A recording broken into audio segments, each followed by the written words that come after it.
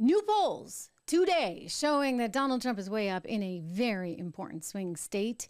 We had polls just the other day showing that he was up in some other swing states. We saw he was doing well in Georgia. We saw he was doing well in Arizona. There's a little bit of a challenge in Wisconsin. But guess what? Big news today that Donald Trump is ahead of Joe Biden by 10 points in Michigan. And you want to know why? People don't like the direction of this country. They don't like the direction of the economy. They don't like the fact that we got an open border. They don't like that we're spending so much money on Ukraine. By the way, Zelensky there on Capitol Hill asking for more money today. They don't like this. They don't like what's happened with Israel, our historic ally. They don't like what's going on college campuses. They don't like that they're not allowed to have a role in their children's education for fear that the FBI might just hunt them down. They don't like that they have to say, wait a second, if their child needs some kind of operation that a school system or a public health system might be pushing, they're like, well, what about me? What about me, the parent? What about me, the individual?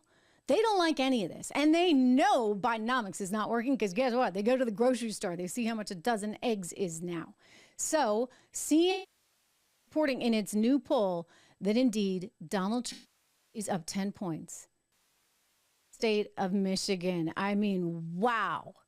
So, of course, everybody's really freaking out. You know, they're freaking out. They're like, oh, gosh, what do we do now? Over on MSNBC, they're like, I mean, they've been telling us how bad it would be. They had that big, giant piece in the Atlantic. I mean, like 23 pieces, right, in the Atlantic just the other day. Well, now Matt Dowd, who I know, we used to work together at Bloomberg. He's very smart and has a very keen political sense.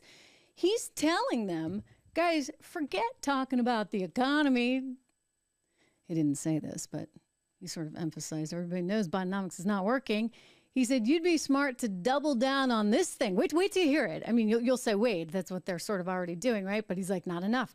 You need to drive this point home. You need to hear this because you need to get inside the head of how Democratic strategists are thinking so that when you do hear it out in the open, you know where it's coming from. Let's cue the tape. On Joe Biden, are running it as a referendum on Bidenomics and turn this race to, here's the choice to presented before America. It's democracy versus dictatorship, and it's your freedoms versus your loss of freedoms in the course of this, including economic freedom in this.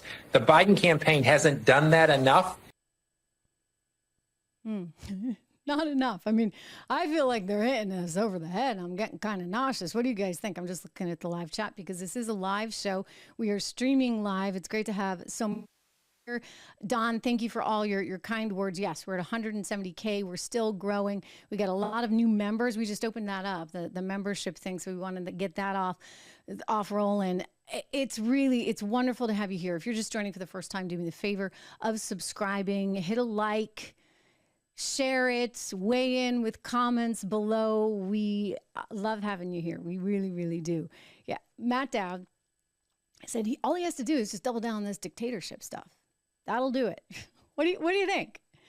I mean, I'll tell you guys this. I think strategically, sure, that'll work. I mean, you just scare people over and over and over again, and you tell them like your country's going to be over. The question is, will they believe it? Because people have been lied to so much from the very beginning. Let's be honest. I mean, how many times did they tell us that Hunter Biden laptop was nothing but a bunch of misinformation? Turns out the whole thing was true. Even though we had 51 ex-spooks and political hacks come out in some big, long essay, right?